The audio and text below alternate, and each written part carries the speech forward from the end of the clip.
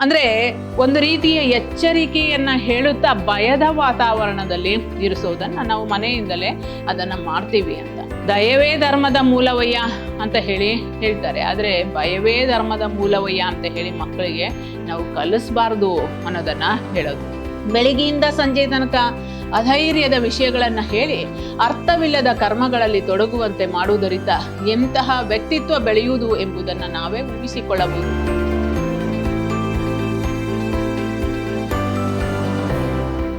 ಎಲ್ಲರಿಗೂ ನಮಸ್ಕಾರ. ನಾನು ತೇಜ SP, ಕನ್ನಡ ಸಹಾಯಕ ಪ್ರಾಧ್ಯಾಪಕಿ, ವಿದ್ಯಾಶ್ರಮ ಪ್ರಥಮ ದರ್ಜೆ ಕಾಲೇಜು, ಮೈಸೂರು. ಪ್ರಿಯ ವಿದ್ಯಾರ್ಥಿಗಳೇ, ಮೈಸೂರು ವಿಶ್ವವಿದ್ಯಾನಿಲಯಕ್ಕೆ ಸಂಬಂಧಪಟ್ಟ ಹಾಗೆ 4ನೇ ಚತುರ್ಮಾಸ BBA ವಿದ್ಯಾರ್ಥಿಗಳಿಗೆ ಇಟ್ಟಿರುವ H. ನರಸಿಂಹಯ್ಯ ಅವರು ಬರೆದಿರುವ ವೈಚಾರಿಕ ಪ್ರಜ್ಞೆಗೆ ಅಡೆತಡೆಗಳು ಈ ಲೇಖನವನ್ನ ಕುರಿತು ನಾವು ಮಾತನಾಡೋಣ ಬನ್ನಿ. ಈಗಾಗಲೇ ನಾವು ಸಾಕಷ್ಟು ವಿಷಯದ ಬಗ್ಗೆ ಮಾತಾಡಿದ್ವಿ. ವೈಚಾರಿಕ ಪ್ರಜ್ಞೆಗೆ ಅಡೆತಡೆಗಳು ಉಂಟಾಗುವಂತಹ ಮಾಹಿತಿಗಳನ್ನ H. ನರಸಿಂಹಯ್ಯ ಅವರು ಬಿಡಿಯಾಗಿ ವಿವರಿಸಿದ್ದಾರೆ. ಮುಂದೆ ಯಾವ ವಿಚಾರವಾಗಿ ಮಾತಾಡ್ತಾರೆ ಅನ್ನೋದನ್ನ ನೋಡೋಣ ಬನ್ನಿ. ಪ್ರಯೋಗ. ವಿಜ್ಞಾನಿಗೆ ಸತ್ಯದ ಹೊರತು ಇನ್ಯಾವುದು ವೇದವಾಕ್ಯವಲ್ಲ. ಎಲ್ಲ ಅನುಭವವನ್ನು ಪ್ರಯೋಗದ ಓರೆಗಲಿಗೆ ಹಚ್ಚುತ್ತಾನೆ. ಈ ಅಗ್ನಿ ಪರೀಕ್ಷೆಯಲ್ಲಿ ಯಶಸ್ಸು ಸಿಕ್ಕಿದಷ್ಟು ಮಾತ್ರ ವಿಜ್ಞಾನ ತನ್ನದನ್ನಾಗಿ ಮಾಡಿಕೊಳ್ಳುತ್ತದೆ. ಪ್ರಯೋಗದಿಂದ ಸತ್ಯವನ್ನ ಕಂಡುಹಿಡಿಯುವ ಮನೋಭಾವ ಈ ಹಿಂದೆ ಉದ್ದಾಮ ಪಂಡಿತರಿಗೂ ಇರಲಿಲ್ಲ. ಈಗಲೂ ಅದರ ಅಭಾವವನ್ನ ಬಹುಮಂದಿಯಲ್ಲಿ ನೋಡುತ್ತೇವೆ. ವಿಜ್ಞಾನವನ್ನ ನಾವು ಒಪ್ಕೊಳ್ಬೇಕಾದ್ರೆ ಅಂತಂದ್ರೆ, ಈಗಾಗಲೇ ಜ್ಯೋತಿಷ್ಯವನ್ನ ಯಾಕೆ ನಾವು ವಿಜ್ಞಾನ ಅಂತ ಹೇಳಿ ಕರೆಯಕ್ಕೆ ಸಾಧ್ಯ ಆಗಲ್ಲ, ಯಾಕೆ ವಿಜ್ಞಾನವನ್ನ ನಾವು ಒಪ್ಕೊಳ್ತೀವಿ, ಸಾರ್ವಕಾಲಿಕವಾದಂತಹ ಸತ್ಯವನ್ನ ನಾವು ಯಾಕೆ ಅದನ್ನ ಒಪ್ಕೋತೀವಿ ಅಂತ ಹೇಳಿ ಚರ್ಚೆಯನ್ನ ಮಾಡ್ತಾ ಇದ್ರು. ವಿಜ್ಞಾನ ಅನೇಕ ಪ್ರಯೋಗಗಳಿಂದ ವಿಜ್ಞಾನ ಮತ್ತೆ ಪ್ರಯೋಗಗಳಿಗೆ ಒಳಗಾಗಿ ಅದು ಪರಿಷ್ಕರಿಸಲ್ಪಡುತ್ತದೆ. ಆದರೆ ಜ್ಯೋತಿಷ್ಯ ಶಾಸ್ತ್ರ ಅನ್ನೋದು ಮತ್ತೆ ಪ್ರಯೋಗ ಆಗೋದೇ ಇಲ್ಲ, ಪರಿಷ್ಕರಣೆ ಆಗೋದೇ ಇಲ್ಲ. ವಿಜ್ಞಾನದ ಅಂದ್ರೆ ವಿಜ್ಞಾನಿಗಳು ಪ್ರಯೋಗದ ಮೂಲಕ ಆ ಪರೀಕ್ಷೆಯಲ್ಲಿ ಯಶಸ್ಸನ್ನ ಪಡ್ಕೋತಾರೆ. ಅವರಿಗೆ ಸಿಕ್ಕಂತಹ ಮಾಹಿತಿಯನ್ನ ಕೊಡ್ತಾರೆ ಆ ಪ್ರಯೋಗದ ಮೂಲಕ ವಿಜ್ಞಾನಿ.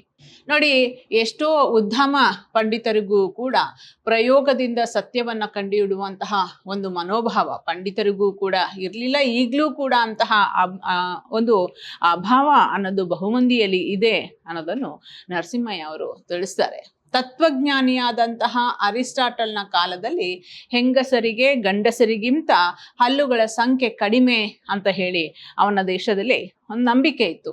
ಅರಿಸ್ಟಾಟಲ್ ಕೂಡ ಅದನ್ನ ನಂಬಿದ. ಅವನು ತತ್ವಜ್ಞಾನಿ ಆದರೂ ಕೂಡ ಆತ ಅದನ್ನ ನಂಬಿರ್ತಾನೆ. ಆತನಿಗೆ 2 ಹೆಂಡತಿಯರಿದ್ರೂ ಕೂಡ ಪ್ರಯೋಗದ ಮೂಲಕ ಒಬ್ಬ ಹೆಂಡತಿಯ ಹಲ್ಲುಗಳನ್ನಾದರೂ ಕೂಡ ಎಣಿಸಿ ನಂಬಿಕೆಗೂ ವಾಸ್ತವ ಸ್ಥಿತಿಗೂ ತಾಳೆ ನೋಡುವಂತಹ ಗೋಜಿಗೆ ಅವನು ಹೋಗ್ಲಿಲ್ಲ. ಅಂತಂದ್ರೆ ಯಾರು ಏನ್ ಹೇಳ್ತಾರೋ ಅದನ್ನ ಒಪ್ಪಿಕೊಳ್ಳುವಂಥದ್ದು ಇದೆ. ಅದು ಪಂಡಿತರೇ ಆಗ್ಲಿ, ತತ್ವಜ್ಞಾನಿಯೇ ಆಗ್ಲಿ, ಯಾರೇ ಆದ್ರೂ ಕೂಡ ಅದನ್ನ ಒಪ್ಕೋತಾರೆ ಅಂತ. ಆ ರೀತಿ ನಾವು ಒಪ್ಕೊಳ್ಬೇಕು, ಇದು ಸತ್ಯ ಅಂತ ಹೇಳಿ ಅನ್ನಿಸ್ಬೇಕು ಅಂತಂದ್ರೆ ಅದು ಪ್ರಯೋಗಗಳ ಮೂಲಕ ಅದನ್ನ ಒಪ್ಪಿಕೊಳ್ಳಬೇಕು ಅನ್ನೋದನ್ನ ಹೇಳ್ತಾರೆ. ಅಂದ್ರೆ ಚಿಕಿತ್ಸಕ ದೃಷ್ಟಿಯಿಂದ ನಾವು ನೋಡ್ಬೇಕಾಗುತ್ತೆ ಮತ್ತು ಪ್ರಯೋಗಗಳಿಂದ ನಾವು ಪುನರ್ ಪ್ರಯೋಗಗಳಿಂದ, ಯಾಕೆಂತಂದ್ರೆ ಯಾವುದೋ ಒಂದು ಕಾಲಘಟ್ಟದಲ್ಲಿ ಆ ಮಾಹಿತಿ ಅಥವಾ ಆ ಜ್ಞಾನ ಮಿತಿಯಲ್ಲೇ ಇರುತ್ತೆ. ಅದಾದ ನಂತರ ಇದಕ್ಕಿಂತ ತುಂಬಾ ಚೆನ್ನಾಗಿ ಕಂಡುಹಿಡಿಬೋದು ಅಂತ ಹೇಳಿ ಮತ್ತೊಬ್ಬ ವಿಜ್ಞಾನಿ ಬಂದು ಅದನ್ನ ಬಹಳ ಸ್ಪಷ್ಟಪಡಿಸ್ತಾನೆ ಅಲ್ವಾ. ಈ ವಿಜ್ಞಾನವೇ ಅದೇ ರೀತಿ ಬೆಳ್ಕೊಂಡು ಹೋಗ್ತಾ ಇರೋದು. ಆದ್ರೆ ಖಗೋಳಶಾಸ್ತ್ರದಲ್ಲಿ ಇರುವಂತಹ, ಖಗೋಳಶಾಸ್ತ್ರದಲ್ಲಿ ಒಂದು ಭಾಗ ಅಂತ ಹೇಳುವಂತಹ ಜ್ಯೋತಿಷ್ಯ ಶಾಸ್ತ್ರ ಯಾಕೆ ಬೆಳವಣಿಗೆ ಆಗ್ಲಿಲ್ಲ ಅಂತಂದ್ರೆ ಅದು ಯಾವುದೇ ಈ ರೀತಿಯ ತರ್ಕ ಮೂಸೆಗಳಲ್ಲಿ ಪ್ರಯೋಗಕ್ಕೆ ಒಳಗಾಗಿಲ್ಲ. ಅದರಿಂದ ವಿಜ್ಞಾನ ಯಾಕೆ ಮುಂದುವರಿತಾ ಇದೆ, ಅದನ್ನ ಯಾಕೆ ಒಪ್ಕೋತಾ ಇದ್ದೀವಿ ನಾವು ಅಂತಂದ್ರೆ ಅನೇಕ ಪ್ರಯೋಗಗಳ ಮೂಲಕ ಅದು ಯಶಸ್ಸನ್ನ ಗಳಿಸ್ತಾ ಇದೆ. ಅದರಿಂದ ವಿಜ್ಞಾನವನ್ನ ನಾವು ಒಪ್ಕೊಳ್ಬಹುದಾಗಿದೆ. ಆದ್ರೆ ಯಾರೋ ಏನೋ ಹೇಳಿದ್ರು ಅಂತ ಹೇಳಿ ಅದನ್ನ ಒಪ್ಪಿಕೊಳ್ಳುವ ಬೇಕಾಗಿಲ್ಲ ಅಥವಾ ಒಪ್ಪಿಕೊಳ್ಳಬಾರ್ದು ಅಂತ. ಆ ರೀತಿ ಒಪ್ಕೊಂಡ್ರೆ ನಮ್ಮ ವಿಚಾರವಂತಿಕೆಗೆ ಅದು ಅಡ್ಡಿಪಡಿಸುತ್ತೆ. ಯಾಕೆಂತಂದ್ರೆ ನಮ್ಮ ಜ್ಞಾನಾಭಿವೃದ್ಧಿಯನ್ನ ಅದು ಮಾಡಲ್ಲ, ವೈಚಾರಿಕೆಗೆ ಅದು ಪೆಟ್ಟನ್ನ ಕೊಡುತ್ತೆ ಅನ್ನೋದನ್ನ ಇಲ್ಲಿ H. ನರಸಿಂಹಯ್ಯ ಅವರು ಹೇಳ್ತಾರೆ. ನೋಡಿ, ದಿನ, ಕಾಲ, ಗಳಿಗೆ ಮುಂತಾದ ಮೂಢನಂಬಿಕೆಗಳಿಗೆ ಗಮನ ಕೊಡದೆ ನಿರ್ವಿಘ್ನವಾಗಿ ಕೆಲಸ ಕಾರ್ಯಗಳನ್ನು ನಡೆಸಿಕೊಂಡು ಬರುತ್ತಿರುವ ಅಸಂಖ್ಯಾತ ಜನರು ಇಂತಹ ವಿಷಯಗಳಲ್ಲಿ ನಂಬಿಕೆ ಇಟ್ಟುಕೊಂಡು ಪುಕ್ಕುಲತನದ ಜೀವನ ನಡೆಸುತ್ತಿರುವ ಜನಗಳ ಮುಖಕ್ಕೆ ಮಸಿಯನ್ನ ನಿತ್ಯವೂ ಬೆಳೆಯುತ್ತಿದ್ದಾರೆ ಅಲ್ವಾ. ಯಾರೋ ಏನೋ ಹೇಳಿದ್ರು ಅಂತ ಹೇಳಿ ಇತ್ತೀಚೆಗೆ ನೀವು ಪತ್ರಿಕೆಗಳಲ್ಲೂ ಕೂಡ ನೋಡಿರ್ತೀರಿ. ಯಾರೋ ಏನೋ ಹೇಳಿದ್ರು ಅನ್ನುವಂತಹ ಕಾರಣಕ್ಕಾಗಿ ಒಂದು ಕುಟುಂಬದ 5 ಜನರು ಕೂಡ ಆತ್ಮಹತ್ಯೆಯನ್ನ ಮಾಡಿಕೊಂಡ್ರು. ಎಲ್ಲರಿಗೂ ಕೂಡ ಆ ದಿನ ಮೋಕ್ಷ ಸಿಗುತ್ತೆ ಅನ್ನುವಂತಹ ಕಾರಣಕ್ಕಾಗಿ, ಅಥವಾ ಯಾವುದೋ ಒಂದು ನಿಧಿ ಸಿಗುತ್ತೆ ಅನ್ನುವಂತಹ ಕಾರಣಕ್ಕಾಗಿ ಒಂದು ಎಳೆಯ ಕಂದಮ್ಮನನ್ನ ಸಾಯಿಸಿರೋದನ್ನು ಕೂಡ ನಾವು ನೋಡ್ತೀವಿ. ಈ ರೀತಿಯ ಅನೇಕ ವಿಚಾರಗಳನ್ನ ಅಥವಾ ಗರ್ಭಿಣಿ ಹೆಣ್ಣುಮಗಳನ್ನು ಕೂಡ ಬಲಿ ಕೊಟ್ಬಿಟ್ರು ಅನ್ನೋದನ್ನ ನಾವು ನೋಡ್ತೀವಿ. ಅಂದ್ರೆ ಯಾರೋ ಏನೋ ಹೇಳಿದ್ರು ಅಂತ ಹೇಳಿ ಅದನ್ನ ನಂಬ್ಕೊಂಡು ಪುಕ್ಕುಲತನದಿಂದ ಬದುಕುವಂತಹ ಜೀವನವನ್ನ ಬಿಟ್ಟು ವೈಚಾರಿಕವಾಗಿ ನಾವು ಆಲೋಚನೆ ಮಾಡಬೇಕು, ವಿಚಾರವಂತರಾಗಿ ನಾವು ಆಲೋಚನೆಯನ್ನ ಮಾಡಬೇಕು ಅನ್ನೋದನ್ನ ಈ ಪಾಠದ ಮೂಲಕ ಅಥವಾ ಈ ಲೇಖನದ ಮೂಲಕ ನಮಗೆ ಸ್ಪಷ್ಟಪಡಿಸ್ತಾ ಹೋಗ್ತಾರೆ. ಅಂದರೆ ಬಹಳ ಹಿಂದಿನ ಕಾಲದಿಂದಲೂ ಕೂಡ ಪ್ರಾಣಿ ವರ್ಗಕ್ಕೂ ಮತ್ತು ಮನುಷ್ಯ ವರ್ಗಕ್ಕೂ ವ್ಯತ್ಯಾಸವನ್ನ ತಿಳಿಸ್ತಾ, ಆ ಸೃಷ್ಟಿಯ ವೈಚಿತ್ರ್ಯವನ್ನ ನಮಗೆ ತಿಳಿಸ್ತಾ, ಆದಿಮಾನವ ಯಾವ್ಯಾವ ಸಂದರ್ಭದಲ್ಲಿ ಹೇಗೆ ಅವನು ಬದುಕ್ತಾ, ಎಂತಹ ಪ್ರಕೃತಿಯ ವೈಚಿತ್ರ್ಯಗಳನ್ನ ಯಾವ ರೀತಿ ಅವನು ಅನುಭವಿಸಿದ, ಅವನ ಒಂದು ಮಿತಿ ಹೇಗಿತ್ತು, ಅದು ಬೆಳೀತಾ ಬೆಳೀತಾ ಬೆಳೀತಾ ಬೆಳೀತಾ ಇದ್ದಂತೆ, ವಿಕಾಸ ಹೊಂದಿದಂತೆ ಹೇಗೆ ವಿಸ್ತಾರ ಆಯ್ತು. ಆ ವಿಸ್ತಾರ ಹೊಂದಿದಂತಹ ಮನುಷ್ಯ ಮೂಢನಂಬಿಕೆಗಳಿಂದ ಬದುಕಬೇಕಾ ಅಥವಾ ವೈಚಾರಿಕತೆಯಿಂದ ಬದುಕಬೇಕಾ ಅನ್ನೋದನ್ನ ಹಲವು ನಿದರ್ಶನಗಳ ಮೂಲಕ ನಮಗೆ ಈ ಒಂದು ಗದ್ಯ ಭಾಗದಲ್ಲಿ ಎಚ್ ನರಸಿಂಹಯ್ಯ ಅವರು ಬಿಡಿಬಿಡಿಯಾದಂತಹ ರೀತಿಯಲ್ಲಿ ವಿವರಣಾತ್ಮಕವಾಗಿ ತಿಳಿಸ್ತಾ ಹೋಗ್ತಾರೆ. ಅಂದ್ರೆ ನಮ್ಮ ಬುದ್ಧಿಯನ್ನ ಒಂದು ರೀತಿ ಚುರುಕುಗೊಳಿಸುವಂತಹ ಒಂದು ಕೆಲಸವನ್ನ ಅನೇಕ ಉದಾಹರಣೆಗಳ ಮೂಲಕ ಅವರು ತಿಳಿಸ್ತಾ ಹೋಗ್ತಾರೆ. ಭವಿಷ್ಯವನ್ನ ಸ್ಪಷ್ಟವಾಗಿ, ಖಚಿತವಾಗಿ, ತಪ್ಪದೆ ಪ್ರತಿ ಸಲವೂ ಸಾರ್ವಜನಿಕವಾಗಿ ತಿಳಿಸಿ ಜ್ಯೋತಿಷ್ಶಾಸ್ತ್ರ ಸತ್ಯಾಸತ್ಯತೆಯನ್ನ ತಾಳೆ ನೋಡಲು ಅವಕಾಶ ಕೊಡಿ ಎಂಬ ವಿಜ್ಞಾನಿಯ ಸವಾಲಿಗೆ ಜ್ಯೋತಿಷಿ ಬೆಚ್ಚಿ ಬಿದ್ದನು. ನೋಡಿ, ಭವಿಷ್ಯವನ್ನ ಹೇಳ್ತೀವಿ ಅಂತ ಹೇಳಿ ಜ್ಯೋತಿಷ್ಶಾಸ್ತ್ರ ಹೇಳುತ್ತೆ. ಯಾರ ಭವಿಷ್ಯವನ್ನು ಕೂಡ ಹೇಳಕ್ಕೆ ಸಾಧ್ಯ ಆಗಲ್ಲ. ಸುಮ್ಮನೆ ಅಂದಾಜಿನ ಮೂಲಕ ಹೇಳ್ಬೋದು. ಅದು ಒಂದು ರೀತಿ ಈ ಕೋತಿ ಟೈಪಿಂಗ್ ಮಾಡಿದಾಗ ಶೇಕ್ಸ್ಪಿಯರ್ನ 2 ದ್ವಿಪದಿಗಳೇ ಬಂದ್ಬಿಡ್ಬೋದು. ಅದಕ್ಕೋಸ್ಕರ ಕೋತಿಯೇ ವಿದ್ವಾಂಸ ಅಂತ ಹೇಳಿ ಹೇಳಕ್ ಸಾಧ್ಯ ಇಲ್ಲ. ಹಾಗೆ ಜ್ಯೋತಿಷ್ಶಾಸ್ತ್ರವನ್ನ ನಾವು ಒಪ್ಕೊಳ್ಳೋಕೆ ಯಾಕೆ ಸಾಧ್ಯ ಇಲ್ಲ ಅಂತಂದ್ರೆ, ಲೆಕ್ಕಾಚಾರದಲ್ಲಿ ಅವರ ಅಂದಾಜಿಗೆ ಅದನ್ನ ಹೇಳಿರ್ತಾರೆ ಹೊರತು ಖಚಿತವಾದಂತಹ ಮಾಹಿತಿಯನ್ನ, ನಿಖರವಾದಂತಹ ಮಾಹಿತಿಯನ್ನ ವಿಜ್ಞಾನ ನಮಗೆ ಹೇಗೆ ಕೊಡುತ್ತೋ ಹಾಗೆ ಜ್ಯೋತಿಷ್ಯ ಕೊಡ್ಲಿಕ್ಕೆ ಸಾಧ್ಯ ಇಲ್ಲ ಅನ್ನೋದನ್ನ ಅವರು ಖಂಡಿತವಾಗ್ಲೂ ಕೂಡ ಎಚ್ ನರಸಿಂಹಯ್ಯ ಅವರು ಅದನ್ನ ತಿಳಿಸ್ತಾರೆ ನಮಗೆ. ನೋಡಿ, ಭವಿಷ್ಯವನ್ನ ಸ್ಪಷ್ಟವಾಗಿ, ಖಚಿತವಾಗಿ, ತಪ್ಪದೆ ಪ್ರತಿ ಸಲವೂ ಸಾರ್ವಜನಿಕವಾಗಿ ತಿಳಿಸಿ ಜ್ಯೋತಿಷ್ಶಾಸ್ತ್ರದ ಸತ್ಯಾಸತ್ಯತೆಯನ್ನ ನಾನು ತಾಳೆ ನೋಡುವಂತಹ ಒಂದು ಅವಕಾಶವನ್ನ ಕೊಡಿ ಅಂತ ಹೇಳಿ ವಿಜ್ಞಾನಿ ಸವಾಲನ್ನ ಒಡ್ಡುತ್ತಾನೆ. ಧೈರ್ಯ ಮಾಡಿ ಸವಾಲನ್ನ ಒಪ್ಪಿಕೊಂಡಾಗ ಜ್ಯೋತಿಷಿ ಮಣ್ಣು ಮುಕ್ಕಿದ ಪ್ರಸಂಗಗಳೇ ಹೆಚ್ಚು. ಯಾಕೆಂತಂದ್ರೆ ಜ್ಯೋತಿಷ್ಯ ಇಲ್ಲಿ ಗೆಲ್ಲಲಿಕ್ಕೆ ಸಾಧ್ಯ ಇಲ್ಲ, ಆದರೆ ವಿಜ್ಞಾನ ಗೆಲ್ಲಲಿಕ್ಕೆ ಸಾಧ್ಯ. ಎಲ್ಲರೂ ಕೂಡ ಅದನ್ನ ಒಪ್ಕೊಂಡಿದ್ದಾರೆ. ಪ್ರಯೋಗಗಳ ಮೂಲಕ ವಿಜ್ಞಾನವನ್ನ ನಾವು ಅನೇಕ ಸಿದ್ಧಾಂತಗಳು ಹೇಗೆ ರೂಪುಗೊಳ್ಳುತ್ತೆ ಅಂತಂದ್ರೆ ಅನೇಕ ಪ್ರಯೋಗಗಳ ಮೂಲಕ ಅದು ರೂಪುಗೊಳ್ಳುತ್ತಾ ಹೋಗುತ್ತೆ ಅಲ್ವಾ. ಎಷ್ಟೋ ವರ್ಷಗಳ ಕಾಲ ನಾವು ಅನ್ಕೊಂಡಿದ್ವಿ ಈ ಭೂಮಿ ಚಪ್ಪಟೆ ಆಕಾರದಲ್ಲಿ ಇದೆ ಅಂತ ಹೇಳಿ. ಆಮೇಲೆ ನಮಗೆ ಗೊತ್ತಾಯ್ತು ಇದು ಗೋಳಾಕಾರವಾಗಿ ಇದೆ ಅಂತ ಹೇಳಿ. ನೋಡಿ, ಹೀಗೆ ನಾವು ಈ ಹಿಂದೆ ನಾವು ನೋಡಿದ್ವಿ ಎಂತಹ ವಿಜ್ಞಾನಿಗಳಿಗೆ ಯಾವ್ಯಾವ ರೀತಿಯ ತೊಂದರೆಗಳನ್ನ ಕೊಟ್ಟರು, ಎಂತಹ ಸಿದ್ಧಾಂತಗಳನ್ನ ಹೊರತಂದಾಗ ಅವರಿಗೆ ಜೈಲು ವಾಸವನ್ನ ಅನುಭವಿಸುವಂತೆ ಮಾಡಿದ್ರು, ಮತ್ತೆ ಅವರನ್ನ ಮರಣದಂಡನೆಗೆ ಗುರಿ ಮಾಡಿದ್ರು, ಘೋರತರವಾದಂತಹ ವಿಷವನ್ನು ಕೂಡ ಅವರಿಗೆ ಕುಡಿಸಿ ಸಾಯಿಸಿದ್ರು ಅನ್ನೋದನ್ನ ನೋಡ್ತೀವಿ. ಅದಾದ ನಂತರ ಎಷ್ಟೋ ವರ್ಷಗಳ ನಂತರ ನಮಗೆ ಇಲ್ಲ, ಅವ್ರು ಹೇಳಿದ್ದಂತಹ ಸಿದ್ಧಾಂತ ಸತ್ಯ ಅನ್ನೋಂಥದ್ದನ್ನ ಕೂಡ ನಾವು ಒಪ್ಕೊಂಡಿದೀವಿ. ಅಂದ್ರೆ ವಿಜ್ಞಾನವನ್ನ ನಾವು ಒಪ್ಕೊಳ್ಬಹುದೇ ಹೊರತು ಜ್ಯೋತಿಷ್ಶಾಸ್ತ್ರವನ್ನ ನಾವು ಒಪ್ಕೊಳ್ಳಕ್ಕೆ ಸಾಧ್ಯ ಇಲ್ಲ ಅನ್ನೋದನ್ನ ಇಲ್ಲಿ ಖಚಿತಪಡಿಸ್ತಾರೆ. ಪವಾಡ, ವೈಜ್ಞಾನಿಕ ದೃಷ್ಟಿಯಿಂದ ಶೂನ್ಯದಿಂದ ವಸ್ತುಗಳನ್ನ ಸೃಷ್ಟಿ ಮಾಡುವವನು ಒಬ್ಬ ಸೃಷ್ಟಿಕರ್ತ. ನೋಡಿ, ಶೂನ್ಯದಿಂದ ಅವನು ವಸ್ತುಗಳನ್ನ ಸೃಷ್ಟಿಯನ್ನ ಮಾಡ್ತಾನೆ, ಅವನು ಸೃಷ್ಟಿಕರ್ತ. ಈ ಮಹತ್ ಕಾರ್ಯದ ಮುಂದೆ ಎಲ್ಲಾ ವಿಜ್ಞಾನಿಗಳ ಸಂಶೋಧನೆಗಳು ತುಂಬಾ ಅಲ್ಪವಾದವು. ಎಲ್ಲ ವಿಜ್ಞಾನಿಗಳು ಅವರು ಕೆಲಸ ಮಾಡೋದು ಇದರ ಮುಂದೆ ಅಲ್ಪ ಅನ್ನೋದನ್ನ ಹೇಳ್ತಾರೆ. ಈ ಪವಾಡ ಪುರುಷನಿಗೆ ಸಹಜವಾಗಿ ಉಳಿದ ಕ್ಷೇತ್ರಗಳಲ್ಲಿಯೂ ಇಂತಹ ಅದ್ಭುತ ಕಾರ್ಯಗಳನ್ನು ಸಾಧಿಸುವಂತಹ ಶಕ್ತಿ ಇರಬೇಕು. ಪಾಪ ಉಳಿದ ಬಹು ವಿಷಯಗಳಲ್ಲಿ ಈ ಮಹಾನುಭಾವನು ಸಾಮಾನ್ಯ ಜನರಷ್ಟೇ ಅಜ್ಞಾನಿ. ಏನೇನೋ ಕೈಚಳಕವನ್ನ ಮಾಡಿ ಅವನು ಯಾವುದೋ ಒಂದು ಸೃಷ್ಟಿಯನ್ನ ಮಾಡ್ತಾನೆ. ಆದರೆ ಪಾಪ ಅವನಿಗೆ ಉಳಿದ ವಿಷಯಗಳಲ್ಲಿ ಅದ್ಯಾವುದೂ ಕೂಡ ಗೊತ್ತಿಲ್ಲ. ಈ ಸೃಷ್ಟಿಕರ್ತನಿಗೆ ತನ್ನ ಭಾಷೆ ಬಿಟ್ಟು ಉಳಿದ ಭಾಷೆಗಳು ತಿಳಿದಿಲ್ಲ, ಅವನು ಗೊತ್ತಿಲ್ಲ, ಬೇರೆ ಭಾಷೆ ಗೊತ್ತಿಲ್ಲ.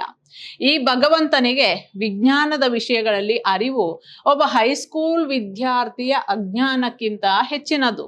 ಅಲ್ಲದೆ ತಾನು ಸೃಷ್ಟಿ ಮಾಡುವ ವಸ್ತುಗಳ ಗಾತ್ರ ಯಾವಾಗಲೂ ಮುಷ್ಟಿಯ ಹಿಡಿತಕ್ಕೆ ಸಿಗುವಂಥದ್ದು. ಮುಷ್ಟಿಯಲ್ಲಿ ಇದ್ದದ್ದು ಮಾತ್ರ ಅವನು ನಿಮಗೆ ಸೃಷ್ಟಿ ಮಾಡಿ ಕೊಡ್ತಾನೆ ಅಲ್ವಾ. ಅಂತಹ ಜಾದುಗಾರ ಸೃಷ್ಟಿಕರ್ತ ಅವನು, ಅದ್ ಮಾತ್ರ ಅವನಿಗೆ ಗೊತ್ತು. ಜೊತೆಗೆ ಇವೆಲ್ಲ ಅಂಗಡಿಯಲ್ಲಿ ಸಿಕ್ಕುವ ಮಾಲುಗಳೇ. ಅಂಗಡಿಯಲ್ಲಿ ನಿಮಗೆ ಏನೆಲ್ಲ ಸಿಗುತ್ತೋ ಅಂತಹ ವಸ್ತುವನ್ನ ಆ ಸೃಷ್ಟಿಕರ್ತ ಮೋಡಿ ಮಾಡಿ ನಿಮಗೆ ಕೊಡ್ತಾನೆ. ಎಲ್ಲ ಅದೇ ನಮೂನೆ, ಒಂದು ಚಿಕ್ಕ ಭಾಗವಾದರೂ ವ್ಯತ್ಯಾಸವಿಲ್ಲ. ಹಿಂದೆಯೇ ಅಸ್ತಿತ್ವದಲ್ಲಿದ್ದ ವಸ್ತುಗಳ ಪುನಃ ಪ್ರದರ್ಶನ. ಹೊಸದಾದಂತಹ ರೀತಿಯಲ್ಲಿ ಏನಾದರೂ ಸೃಷ್ಟಿ ಮಾಡ್ತಾನ ಅಂತಂದ್ರೆ ಇಲ್ಲ, ಹಿಂದೆ ಇದ್ದಂತಹ ವಸ್ತುಗಳೇ, ನೀವು ನೋಡಿದಂತಹ ವಸ್ತುಗಳೇ, ಅದನ್ನ ಕೈ ಚಳಕದಲ್ಲಿ ಹಿಂಗ್ ಮಾಡಿ ನಿಮ್ಮ ಮುಂದೆನೆ ಅವನು ಸೃಷ್ಟಿ ಮಾಡ್ತಾನೆ. ನೋಡಿ, ಇಂತಹ ಪವಾಡಗಳನ್ನ ಜನರು ನಂಬ್ಕೋತಾರೆ. ಅಯ್ಯೋ ಏನೋ ಅದ್ಭುತವಾದಂಥದ್ದು ಮಾಡ್ಬಿಟ್ಟಿದ್ದಾನೆ, ಏನೋ ಯಾರು ಕಾಣದೇ ಇರುವಂಥದ್ದನ್ನ ಕೊಟ್ಬಿಟ್ಟಿದ್ದಾನೆ, ಭಸ್ಮದ ಮೂಲಕ ಕೊಟ್ಟಿರ್ತಾನೆ ಅಥವಾ ಇನ್ನೊಂದು ಯಾವುದಾದ್ರೂ ಮೂಲಕ ಕೊಟ್ಟಿದ್ದಾನೆ, ಅವನು ಪವಾಡ ಪುರುಷ ಅಂತ ಹೇಳಿ ಜನರೆಲ್ಲರೂ ಕೂಡ ನಂಬ್ಕೋತಾರೆ. ಇಂತಹ ಮೂಢನಂಬಿಕೆಯನ್ನ ಬಿಟ್ರೆ ನಾವು ವೈಜ್ಞಾನಿಕವಾಗಿ ಆಲೋಚನೆಯನ್ನ ಮಾಡಿದ್ರೆ ಅವನ ಕೈ ಚಳಕ ಎಂಥದ್ದು, ಯಾವ ರೀತಿ ಅವನು ಮಾಡ್ಬೋದು. ಎಷ್ಟೋ ಜನ ಪವಾಡಗಳನ್ನ ಬಯಲು ಮಾಡಿರೋದನ್ನು ಕೂಡ ನಾವು ನೋಡಿದೀವಿ ಅಲ್ವಾ. ಅಂತಹ ಪವಾಡಗಳನ್ನ ಬಯಲು ಮಾಡುವಂತಹ ಒಂದು ಬುದ್ಧಿಯನ್ನ ನಾವು ಇಟ್ಕೊಳ್ಬೇಕೇ ಹೊರತು ಆ ಪವಾಡಗಳನ್ನೇ ಅವನನ್ನೇ ನಾವು ಭಗವಂತ ಸೃಷ್ಟಿಕರ್ತ ಅಂತ ಹೇಳಿ ಅನ್ಕೊಂಡು ಹೋದ್ರೆ ನಮ್ಮ ಜೀವನ ಅಲ್ಲಿಗೆ ನಾಶ ಆಗೋಗುತ್ತೆ, ನಮ್ಮ ಬುದ್ಧಿ ಕುಂಠಿತ ಆಗೋಗುತ್ತೆ. ನಾವು ಒಂದು ರೀತಿ ಕೋತಿಗಳ ರೀತಿಯಲ್ಲಿ ಅವ್ರ ಮುಂದೆ ಕುಣಿಬೇಕಾಗುತ್ತೆ ಅನ್ನೋದನ್ನ ಇಲ್ಲಿ ತಿಳಿಸ್ತಾರೆ.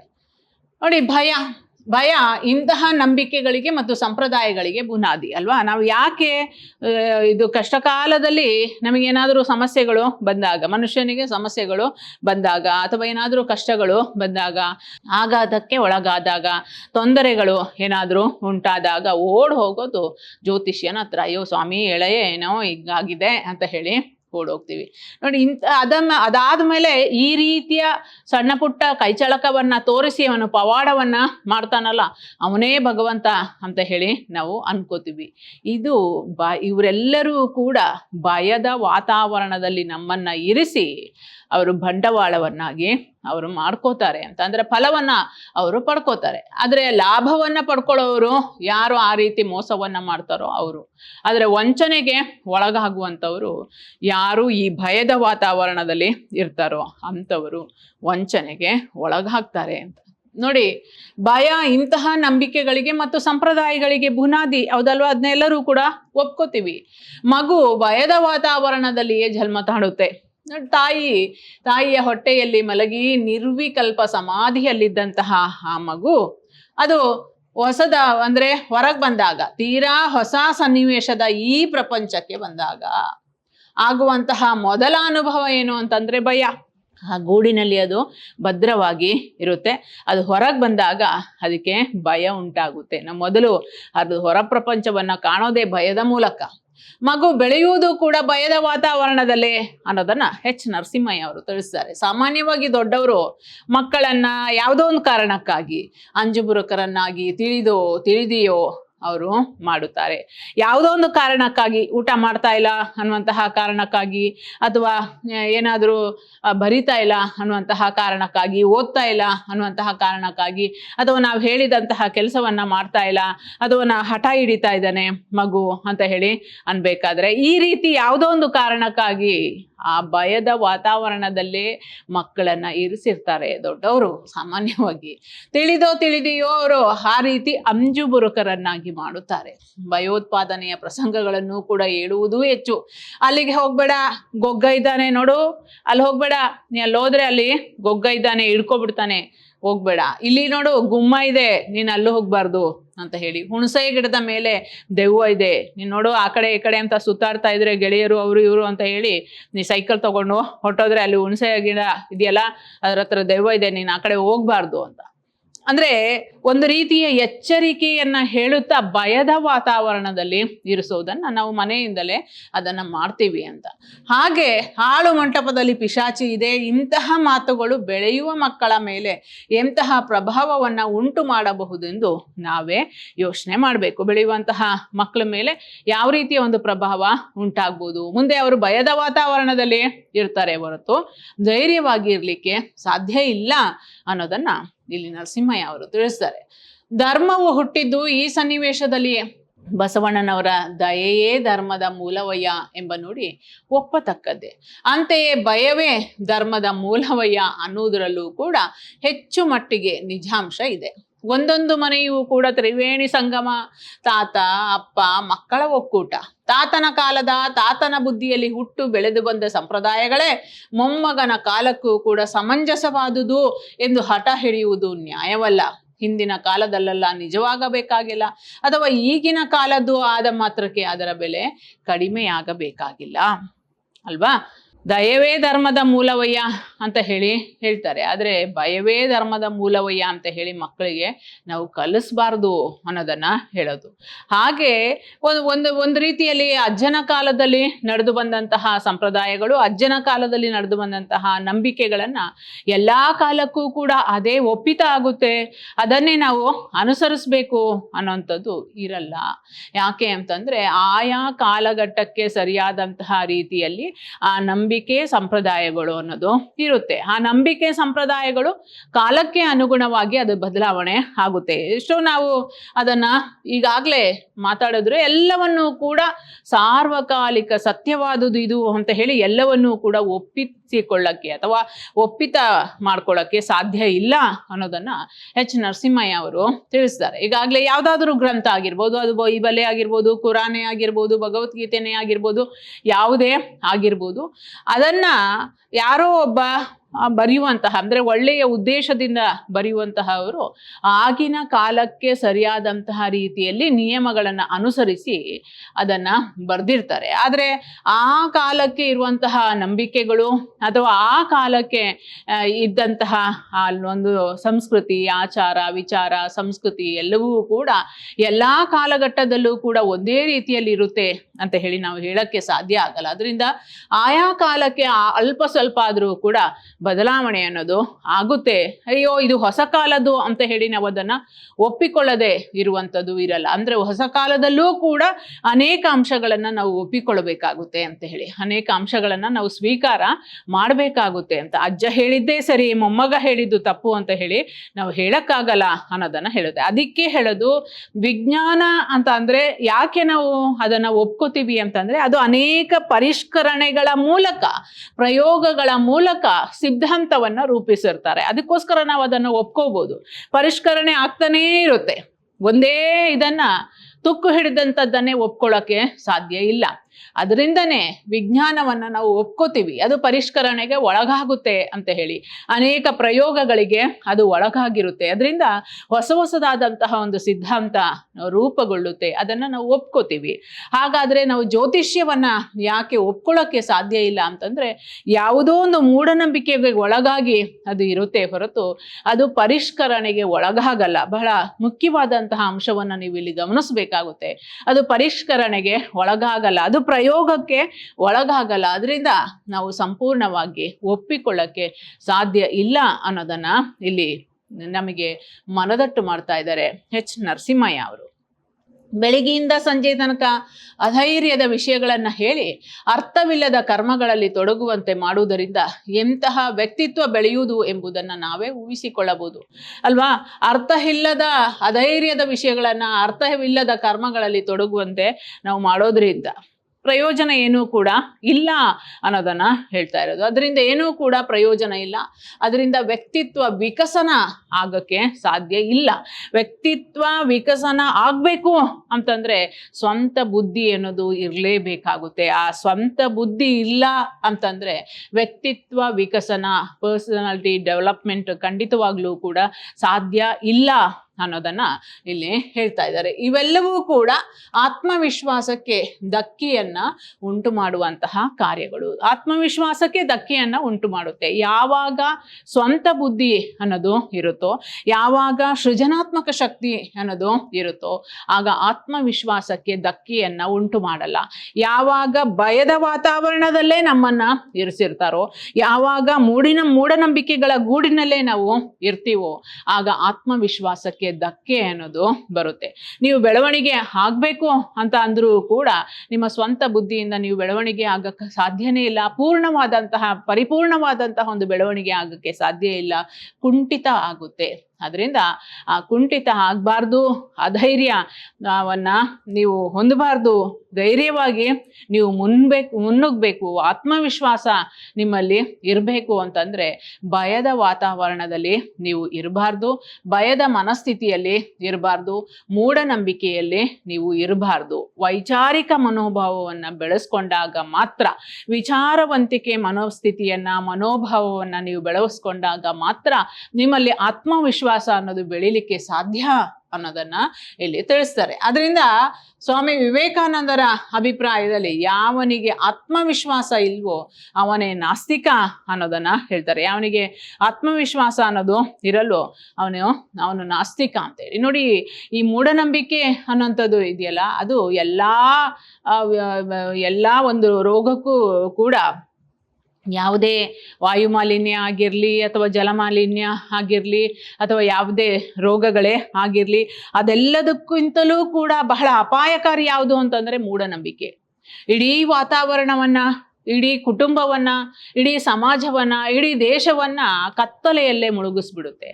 ಅದರಿಂದ ಆ ಕತ್ತಲೆಯ ಪ್ರಪಂಚದಲ್ಲಿ ನಾವಿದ್ರೆ ಎಲ್ಲವೂ ಕೂಡ ನಾಶ ಆಗೋಗುತ್ತೆ ಅಲ್ವಾ? ಬೆಳವಣಿಗೆ ಆಗಕ್ಕೆ ಸಾಧ್ಯ ಆಗಲ್ಲ. ಸ್ವಾಸ್ಥ್ಯವಾದಂತಹ ಒಂದು ಬದುಕನ್ನು ನಾವು ಕಟ್ಕೊಳ್ಳೋಕ್ಕೆ ಸಾಧ್ಯ ಇಲ್ಲ. ಸ್ವಾಸ್ಥ್ಯವಾದಂತಹ ನಾವು ನಮ್ಮ ದೇಶವನ್ನು ನಿರ್ಮಾಣ ಮಾಡೋಕ್ಕೆ ಸಾಧ್ಯ ಇಲ್ಲ. ಹಾಗಾದರೆ ಸ್ವಾಸ್ಥ್ಯವಾದಂತಹ ಒಂದು ಬದುಕನ್ನು ನಾವು ನಿರ್ಮಾಣ ಮಾಡಬೇಕು, ನಾವು ಆತ್ಮವಿಶ್ವಾಸದಲ್ಲಿ ಇರಬೇಕು, ಭಯದ ವಾತಾವರಣದಲ್ಲಿ ಇರಬಾರ್ದು ಅಂತಂದರೆ ಮೂಢನಂಬಿಕೆಯನ್ನು ಬಿಟ್ಟುಬಿಟ್ಟು ನಾವು ವೈಜ್ಞಾನಿಕವಾಗಿ ಆಲೋಚನೆಯನ್ನು ಮಾಡಬೇಕು, ವಿಚಾರವಂತಿಕೆಯಿಂದ ನಾವು ಆಲೋಚನೆಯನ್ನು ಮಾಡಬೇಕು. ಹಾಗಾದರೆ ಮಾತ್ರ ನಮ್ಮ ಬುದ್ಧಿ ಚುರುಕಾಗುತ್ತೆ, ಹೊರತು ಇಲ್ಲ ಅಂತಂದ್ರೆ ನಮ್ಮ ಆಲೋಚನಾ ದೃಷ್ಟಿ ಮಂದ ಆಗುತ್ತೆ ಅನ್ನೋದನ್ನ ಇಲ್ಲಿ ಸ್ವಾಮಿ ವಿವೇಕಾನಂದ ಅವರು ತಿಳಿಸ್ತಾರೆ.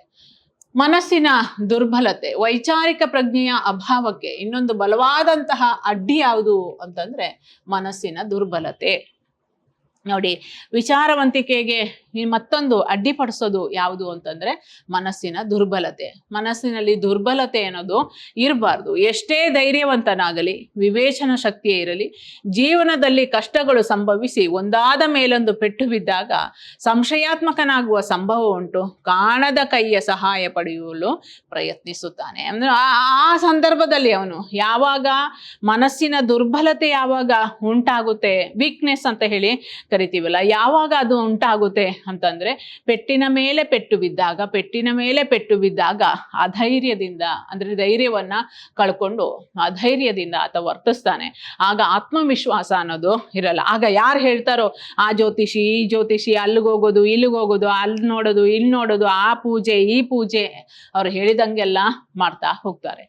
ಆ ರೀತಿ ಅಧೈರ್ಯವನ್ನ ಕಳ್ಕೊಂಡಾಗ ಅವನು ಮತ್ತೆ ಮೂಢನಂಬಿಕೆಗೆ ಒಳಗಾಗಿ ದಾಸನಾಗುವ ಬದಲು ಅದನ್ನ ಈ ಫೀನಿಕ್ಸ್ ಪಕ್ಷಿ ಅಂತ ಹೇಳ್ತಾರಲ್ಲ, ಆ ರೀತಿ ಮತ್ತೆ ಆತ ತನ್ನನ್ನ ತಾನು ಸರಿಪಡಿಸ್ಕೊಳ್ಬೇಕೇ ಹೊರತು, ತನ್ನ ಮನಸ್ಥಿತಿಯನ್ನ ಸರಿಪಡಿಸಿಕೊಳ್ಳಲೇಬೇಕೇ ಹೊರತು ಜ್ಯೋತಿಷ್ಯದ ಮೊರೆಯಾಗ್ಲಿ ಅಥವಾ ಮೂಢನಂಬಿಕೆಗೆ ಒಳಗಾಗಿ ತನ್ನ ಜೀವನವನ್ನ ನಾಶ ಮಾಡ್ಕೊಳ್ಬಾರ್ದು. ಅದರಿಂದ ಮನಸ್ಸಿನ ದುರ್ಬಲತೆ ಅನ್ನೋದು ಬಹಳ ಕಾರಣ ಆಗುತ್ತೆ. ಮನಸ್ಸನ್ನ ದುರ್ಬಲವಾಗಿ ಇಟ್ಕೊಳ್ಳಕ್ಕೆ ನಾವು ಬಿಡಬಾರ್ದು ಅನ್ನೋದನ್ನ ಇಲ್ಲಿ ಹೇಳ್ತಾರೆ. ಅಂದ್ರೆ ಪ್ರತಿಯೊಂದನ್ನು ಕೂಡ ವಿಚಾರವಂತಿಕೆಯಿಂದ ನಾವು ಆಲೋಚನೆಯನ್ನ ಮಾಡಿದ್ರೆ, ವೈಜ್ಞಾನಿಕ ರೀತಿಯಲ್ಲಿ ನಾವು ಆಲೋಚನೆಯನ್ನ ಮಾಡಿದ್ರೆ ಖಂಡಿತವಾಗ್ಲೂ ಕೂಡ ನಾವು ದುರ್ಬಲರಾಗಕ್ಕೆ ಸಾಧ್ಯ ಇಲ್ಲ. ನಾವು ಧೈರ್ಯವಂತಿಕೆಯಿಂದ ಮುನ್ನುಗ್ಬೋದು. ಮನುಷ್ಯನಿಗೆ ಕಷ್ಟ ಸಹಜ ಅಂತ ಹೇಳಿ, ಮನುಷ್ಯನಿಗೆ ಕಷ್ಟ ಸಹಜ, ಎಡರು ತೊಡರುಗಳು ಸಹಜ ಅಂತ ಹೇಳಿ ನಾವು ಧೈರ್ಯವಾಗಿ ಅನ್ಕೊಂಡ್ರೆ ಇದ್ಯಾವುದೂ ಕೂಡ ಸಮಸ್ಯೆಗಳು ಬರಲ್ಲ. ಅಕಸ್ಮಾತ್ ಮನಸ್ಸಿನಲ್ಲಿ ಆ ರೀತಿಯ ದುರ್ಬಲತೆ ಉಂಟಾದಾಗ ನೋಡೋಣ, ಅವ್ರನ್ನ ಕೇಳೋಣ, ಇವ್ರನ್ನ ಕೇಳೋಣ, ಆ ಜ್ಯೋತಿಷಿ ಹತ್ರ ಕೇಳೋಣ, ಈ ಜ್ಯೋತಿಷಿ ಹತ್ರ ಕೇಳೋಣ, ಅವ್ರೇನಾದ್ರೂ ಸರಿ ಮಾಡ್ಬೋದು, ಇವ್ರೇನಾದ್ರೂ ಸರಿ ಮಾಡ್ಬೋದು ಅಂತ ಹೇಳಿ ಹಣವನ್ನ ನೀವು ವ್ಯಯ ಮಾಡ್ತೀರಿ ಹೊರತು ಬೇರೆ ಯಾವುದೇ ರೀತಿಯ ಪ್ರಯೋಜನ ಅನ್ನೋದು ಆಗಲ್ಲ. ಅದರಿಂದ ನೀವು ಕಾಣದೇ ಇರುವಂತಹ ಯಾವುದೋ ಒಂದು ಸಹಾಯವನ್ನ ಬೇಡ್ಕೊಂಡು ನೀವು ಹೋಗ್ತೀರಿ ಹೊರತು ಇನ್ಯಾವುದೂ ಕೂಡ ಆಗಕ್ಕೆ ಸಾಧ್ಯ ಇಲ್ಲ. ದೊಂಬರಲಾಗ ವಿದ್ಯಾಭ್ಯಾಸ ಪದ್ಧತಿಯು ಕೂಡ ಶುದ್ಧವಾದ ವಿವೇಚನಾ ಮಾರ್ಗವನ್ನ ಹೇಳಿಕೊಡುತ್ತಿಲ್ಲ ಅನ್ನೋದನ್ನ ಎಚ್ ನರಸಿಂಹಯ್ಯ ಅವರು ತಿಳಿಸ್ತಾರೆ. ಈ ವಿಜ್ಞಾನ ಯುಗದಲ್ಲೂ ಕೂಡ ವೈಚಾರಿಕ ಮನೋಭಾವ ಎಷ್ಟರ ಮಟ್ಟಿಗೆ ಪ್ರಗತಿ ಹೊಂದಬೇಕೋ ಅಷ್ಟು ವಿಜ್ಞಾನಿಗಳಲ್ಲೂ ಕೂಡ ಹೊಂದಿಲ್ಲ. ನೋಡಿ, ವೇದಾಂತ ಪ್ರಾಧ್ಯಾಪಕ ಸಾಮಾನ್ಯವಾಗಿ ಜೀವನದಲ್ಲಿ ವೇದಾಂತಿ ಅಲ್ಲ. ವೇದಾಂತ ಹೇಳೋನು ಜೀವನದಲ್ಲಿ ಅದನ್ನ ಅಳವಡಿಸ್ಕೊಳ್ಳಲ್ಲ. ವೇದಾಂತ ಪಾಠ ಮಾಡುವುದು ಹೊಟ್ಟೆಪಾಡಿಗೆ ಒಂದು ಮಾರ್ಗ ಅಂತ ಹೇಳಿ ಅವನು ತಿಳ್ಕೊಂಡಿದ್ದಾನೆ. ಹಾಗೆಯೇ ಬಹುವಿಜ್ಞಾನಿಗಳು ಕೂಡ ವಿಜ್ಞಾನವನ್ನ ಜೀವನ ಉಪಯೋಗಕ್ಕಾಗಿ ಮಾತ್ರ ಉಪಯೋಗಿಸಿಕೊಂಡಿದ್ದಾರೆ. ಅಂದ್ರೆ ಹೇಳೋದು ಒಂದು ಮಾಡೋದು ಒಂದು ಅಂತ ಹೇಳಿ ಆಗ್ಬಾರ್ದು. ನಾವು ಹೇಳಿದಂತೆಯೇ ನಡಿಬೇಕು. ನಾವು ಹೇಗೆ ನಡಿತೀವೋ ನಮ್ಮ ಮಕ್ಕಳು ಕೂಡ ಹಾಗೆ ನಡಿಬೇಕು ಅಂತ ಹೇಳಿ ಅನ್ಕೋತೀವಿ. ಮಕ್ಕಳು ಹೇಗೆ ಇರ್ತಾರೋ ಅಂತಂದ್ರೆ, ಯಾಕೆ ಮಕ್ಕಳು ಹೀಗೆ ಇರಬೇಕು ಅಂತ ಅನ್ಕೋತೀವಿ ಅಂತಂದ್ರೆ ನಾವು ಅದೇ ರೀತಿಯಲ್ಲಿ ಇದ್ದೇವೆ ಅಂತ ಹೇಳಿ ಅಂತಹದ್ದನ್ನ ಕಲಿಸ್ಬೇಕೇ ಹೊರತು ಹೇಳೋದೊಂದು ಮಾಡೋದೊಂದು ಅಂತಂದ್ರೆ ಅಂತಹವರನ್ನ ನಾವು ಒಪ್ಪಿಕೊಳ್ಳೋಕೆ ಸಾಧ್ಯ ಆಗಲ್ಲ. ವೈಜ್ಞಾನಿಕ ಮನೋಭಾವ ಅವರಲ್ಲಿ ತುಂಬಾ ಕಡಿಮೆ. ತರಗತಿಯಲ್ಲಿ ಗ್ರಹಣಗಳ ಬಗೆಯನ್ನ ವೈಜ್ಞಾನಿಕ ರೀತಿಯಲ್ಲಿ ಬೋಧನೆಯನ್ನ ಮಾಡುತ್ತಾರೆ. ಗ್ರಹಣಗಳಾಗುವಂತಹದ್ದನ್ನ ಯಾವ ರೀತಿ ಸೂರ್ಯಗ್ರಹಣ ಆಗುತ್ತೆ, ಯಾವ ರೀತಿ ಚಂದ್ರಗ್ರಹಣ ಆಗುತ್ತೆ ಅಂತ ಹೇಳಿ ಪಾಠ ಮಾಡಿಬಿಟ್ಟು ಮನೆಗೆ ಹೋದ್ಮೇಲೆ ಅಯ್ಯೋ ಇವತ್ತು ಸೂರ್ಯಗ್ರಹಣ, ಉಪವಾಸ, ನಾವೇನು ತಿನ್ಬಾರ್ದು, ಅಥವಾ ಇವತ್ತು ಚಂದ್ರಗ್ರಹಣ, ಎಲ್ಲದಕ್ಕೂ ಕೂಡ ಗರಕೆ ಹಾಕಿ ಇಟ್ಬಿಡ್ಬೇಕು ಅಂತ ಹೇಳಿ ಅನ್ಕೊಂಡ್ರೆ ಇದರಿಂದ ಪ್ರಯೋಜನ ಏನೂ ಕೂಡ ಇಲ್ಲ ಅನ್ನೋದನ್ನ ಇಲ್ಲಿ ಸ್ಪಷ್ಟಪಡಿಸ್ತಾರೆ. ಆದರೆ ಮನೆಯಲ್ಲಿ ಮಾಡುವಂತಹ ಆಚರಣೆಗಳಲ್ಲಿ ಸೂರ್ಯ ಚಂದ್ರರಿಗೆ ರಾಹು ಕೇತುಗಳ ಕಾಟ ತಪ್ಪಿಲ್ಲ. ಮಾನವ ಚಂದ್ರಗ್ರಹಕ್ಕೆ ಹೋಗಿ ಪದಾರ್ಪಣೆ ಮಾಡಿ ಬಂದ ಮೇಲೂ ಕೂಡ ಇನ್ನೂ ಕೂಡ ಈ ಚಂದ್ರನು ಈ ಅನಿಷ್ಟದಿಂದ ಪಾರಾಗಿಲ್ಲ ಅಲ್ವಾ. ಆ ಚಂದ್ರಗ್ರಹಕ್ಕೆ ಹೋಗಿ ಪಾದಾರ್ಪಣೆ ಮಾಡ್ಕೊಂಡು ಬಂದರೂ ಕೂಡ ಇನ್ನೂ ಕೂಡ ಈ ಅನಿಷ್ಟ ತಪ್ಪಿಲ್ಲ. ಸಂಶೋಧನೆಗಳಲ್ಲಿ ಪಾಂಡಿತ್ಯದಲ್ಲಿ ಒಳ್ಳೆಯ ಸ್ಥಾನವನ್ನ ಗಳಿಸಿದಂಥ ವಿಜ್ಞಾನಿ ಜೀವನದಲ್ಲಿ ಪೆಟ್ಟು ಬಿದ್ದಾಗ ಜ್ಯೋತಿಷಿಯ ಹಿಂದೆಯೋ ಮಾಂತ್ರಿಕನ ಹಿಂದೆಯೋ ಕಣ್ಣು ಮುಚ್ಚಿಕೊಂಡು ಹೋಗುತ್ತಾನೆ. ನೋಡಿ, ವಿಜ್ಞಾನದ ಪಾಠವನ್ನ ಮಾಡುವಂತಹ ಅಥವಾ ಪ್ರಯೋಗವನ್ನ ಮಾಡುವಂತಹ ಒಬ್ಬ ವಿಜ್ಞಾನಿ ಅವನು ಮನುಷ್ಯನಾಗಿ ಸಾಮಾನ್ಯವಾಗಿ ಜೀವನದಲ್ಲಿ ಕಷ್ಟ ಅನ್ನೋದು ಬಂದೇ ಬರುತ್ತೆ. ಪೆಟ್ಟಿನ ಮೇಲೆ ಪೆಟ್ಟು ಬೀಳ್ತಾನೆ ಇರುತ್ತೆ. ಅಂತಹ ಪೆಟ್ಟು ಬಿದ್ದಂತಹ ಸಂದರ್ಭದಲ್ಲಿ ಆತ ಜ್ಯೋತಿಷಿಯ ಹಿಂದೆ ಹೋಗೋದು ಅಥವಾ ಯಾವುದೋ ಒಂದು ಮಾಂತ್ರಿಕನ ಹಿಂದೆ ಹೋಗೋದು, ಇದನ್ನ ಮಾಡಿದ್ರೆ ಪ್ರಯೋಜನ ಇಲ್ಲಿ ಬಂತು ಅಲ್ವಾ. ವೈಚಾರಿಕತೆಯನ್ನ ನಾವು ಬೆಳೆಸೋದು ಹೇಗೆ, ವೈಚಾರಿಕತೆಯನ್ನ ನಾವು ಮೂಡಿಸೋದು ಹೇಗೆ? ಅದರಿಂದ ಪ್ರಯೋಗಶಾಲೆಯಲ್ಲಿ ವಿಜ್ಞಾನದ ಮುಖವಾಡವನ್ನ ಧರಿಸಿ ಮನೆಯಲ್ಲಿ ಅಜ್ಞಾನದ ಕುನ್ನಿಯಾಗುವ ಈ ದೊಂಬರಲಾಗವೇ ಅತ್ಯಂತ ಶೋಚನೀಯ ವಿಷಯ. ಹೆಚ್ಚು ಪಾಲು ನಾವಿದನ್ನ ನೋಡ್ತೀವಿ. ಅಂದ್ರೆ ಹೇಳೋದು ಒಂದು, ಮಾಡೋದು ಇನ್ನೊಂದು ಅಂತ ಹೇಳಿ ಅಂತಹ ದೊಡ್ಡ ದೊಡ್ಡ ವಿಜ್ಞಾನಿಗಳನ್ನ ಅಥವಾ ದೊಡ್ಡ ದೊಡ್ಡ ಪ್ರಾಧ್ಯಾಪಕರನ್ನು ಕೂಡ ನಾವು ನೋಡ್ತೀವಿ. ಅವರು ನುಡಿದಂತೆ ನಡ್ಕೊಳ್ಳೋದೇ ಇರುವಂಥದ್ದನ್ನ ಅಥವಾ ಮೂಢನಂಬಿಕೆಯ ಬಗ್ಗೆ ಅದನ್ನ ಪಾಠ ಮಾಡ್ತಾ, ಆ ಮೂಢನಂಬಿಕೆಯನ್ನು ಇಟ್ಕೋಬಾರ್ದು ಅಂತ ಹೇಳಿ ಪಾಠ ಮಾಡ್ತಾ ಅದನ್ನ ವೈಚಾರಿಕವಾಗಿ ಆಲೋಚನೆಯನ್ನ ಮಾಡದೇ ಇರುವಂತಹ ಮೂಢರು ಕೂಡ ಎಷ್ಟೋ ಜನ ಇದ್ದಾರೆ ಅನ್ನೋದನ್ನ ನಾವು ನೋಡ್ಬೋದು. ಇದು ಶೋಚನೀಯ ವಿಷಯ ಅನ್ನೋದನ್ನ ಹೇಳ್ತಾರೆ. ಹಾಗಾದ್ರೆ ಪಾಠವನ್ನ ಹೇಳ್ಕೊಡುವಂತಹ ಮೇಷ್ಟ್ರು ಮೇಡಮ್ಗಳು ಕೂಡ ವೈಚಾರಿಕ ದೃಷ್ಟಿಕೋನದಿಂದ ತಾವಿಗೇನು ಹೇಳ್ತೀವೋ ಅದಕ್ಕೆ ಶಿಸ್ತುಬದ್ಧವಾಗಿ ಕಟ್ಟುಬದ್ಧವಾಗಿ ಅದಕ್ಕೆ ನಡ್ಕೊಳ್ಬೇಕಾಗುತ್ತೆ ಅನ್ನೋದನ್ನ ಇಲ್ಲಿ ತಿಳಿಸ್ತಾರೆ. ಅದರಿಂದ ನಾವು ಹೇಗೆ ನಡ್ಕೋತೀವೋ ನಮ್ಮ ಮಕ್ಕಳು ಕೂಡ ಅದೇ ರೀತಿ ನಡ್ಕೋತಾರೆ. ನಾವು ಯಾವ ರೀತಿಯ ಒಂದು ಮಾರ್ಗವನ್ನ ನಾವು ಪಾಲಿಸ್ತೀವೋ ನಮ್ಮ ಮಕ್ಕಳು ಕೂಡ ಅದೇ ರೀತಿಯ ಮಾರ್ಗವನ್ನ ಪಾಲಿಸ್ತಾರೆ. ನಾವು ಹೇಳೋದೊಂದು ಮಾಡೋದೊಂದು ಅಂತಂದ್ರೆ ಆಗಲ್ಲ. ನಾವು ಮೂಢನಂಬಿಕೆಯನ್ನ ವಿರೋಧಿಸ್ತಾ ಇದ್ದೀವಿ, ವಿಚಾರವಂತರಾಗಿ ಯೋಚಿಸ್ತಾ ಇದ್ದೀವಿ ಅಂತಂದ್ರೆ ಅದೇ ವಿಚಾರವಂತಿಕೆಯನ್ನೇ ನಾವು ಕೊನೆಯದಾಗಿಯೂ ಕೂಡ ಇಟ್ಕೋಬೇಕು. ಆದರೆ ಮಾತನಾಡ್ತಾ ಹೇಳೋದು ಒಂದೇ, ಆದರೆ ಮಾಡುವಂತಹ ಕೆಲಸ ಕಾರ್ಯಗಳು ಬೇರೆ ಅಂತ ಆದರೆ ಅದನ್ನು ನಾವು ಒಪ್ಕೊಳ್ಳೋಕ್ಕೆ ಸಾಧ್ಯ ಇಲ್ಲ. ಅದೊಂದು ರೀತಿಯ ಶೋಚನೀಯ ವಿಷಯ ಅನ್ನೋದನ್ನು ಎಚ್ ನರಸಿಂಹಯ್ಯ ಅವರು ತಿಳಿಸ್ತಾರೆ. ವ್ಯವಸ್ಥಿತ ಪ್ರಯತ್ನ. ಶಿಕ್ಷಣ ಕ್ಷೇತ್ರದಲ್ಲಿ ಈ ವಿಷಯಗಳ ಚರ್ಚೆ ಇಲ್ಲ. ವಾದೇ ವಾದೇ ಜಾಯತೆ ತತ್ವಬೋಧ ಅಂತ ಹೇಳ್ತಾರೆ. ಜಿಜ್ಞಾಸೆಯಿಂದ ಜ್ಞಾನ ಪ್ರಾಪ್ತವಾಗುತ್ತದೆ ಅಂತ ಹೇಳಿ ಈ ಸುಭಾಷಿತದ ವ್ಯಾಪ್ತಿಯನ್ನು ಹೆಚ್ಚಿಸಿ ಜೀವನದ ಎಲ್ಲಾ ಕ್ಷೇತ್ರಗಳಲ್ಲೂ ಕೂಡ ಎದುರಿಸಬೇಕಾದಂತಹ ಸಮಸ್ಯೆಗಳನ್ನು ಸಮಗ್ರ ದೃಷ್ಟಿಯಿಂದ ಕೋಪತಾಪಗಳಿಲ್ಲದೆ, ಆವೇಶವಿಲ್ಲದೆ, ಪಟ್ಟಭದ್ರ ಹಿತಗಳಿಗೆ ಒಳಗಾಗದೆ, ನಿಸ್ವಾರ್ಥದಿಂದ ಕೇವಲ ಸತ್ಯವನ್ನ ತಿಳಿಯುವುದಕ್ಕಾಗಿ ಚರ್ಚೆ ಮಾಡುವ ಮನೋಭಾವವನ್ನ ಶಿಕ್ಷಣ ಕ್ಷೇತ್ರದಲ್ಲಿ ಮತ್ತು ಮನೆಯಲ್ಲಿ ಕಲ್ಪಿಸಬೇಕಾದುದು ಬಹಳ ಮುಖ್ಯ. ಬಹಳ ಅದ್ಭುತವಾದಂತಹ ವಿಷಯವನ್ನ ಇಲ್ಲಿ ಹೇಳ್ತಾರೆ. ಯಾವುದೇ ಆವೇಶ ಇರಬಾರ್ದು, ಯಾವುದೇ ಪಟ್ಟಭದ್ರ ಹಿತಾಸಕ್ತಿಗಳಿಗೆ ಒಳಗಾಗಬಾರ್ದು, ನಿಸ್ವಾರ್ಥದಿಂದ ಕೇವಲ ಸತ್ಯವನ್ನ ಮಾತ್ರ ನಾವು ಹೇಳ್ತೀವಿ ಅಂತ ಹೇಳಿ ಅಂತಹ ಮನೋಭಾವವನ್ನ ಶಿಕ್ಷಣ ಕ್ಷೇತ್ರದಲ್ಲೂ ಕೂಡ ನಾವು ಮೂಡಿಸ್ಕೋಬೇಕು.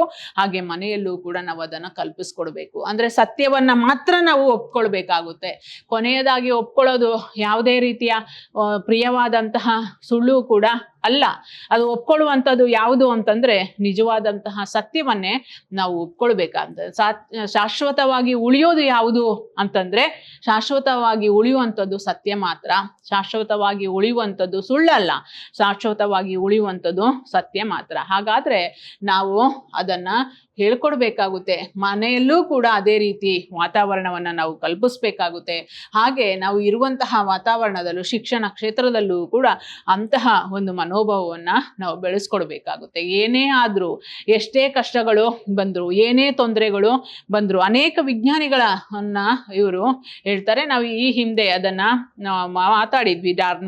ಡಾರ್ವಿನ್ನೇ ಆಗ್ಲಿ, ಕೋಪರ್ನಿಕಸೇ ಆಗ್ಲಿ, ಅನೇಕ ವಿಜ್ಞಾನಿಗಳು ಕೂಡ ಇಂತಹದನ್ನ, ಅಥವಾ ಗೆಲಿಲಿಯೋನೇ ಆಗ್ಲಿ, ಅನೇಕ ತೊಂದರೆಗಳನ್ನ ಅವರು ಅನುಭವಿಸಿದ್ರು. ಮೇರಿ ಕ್ಯೂರಿನೇ ಆಗ್ಲಿ ತೊಂದರೆಗಳನ್ನ ಅನುಭವಿಸಿದ್ರು.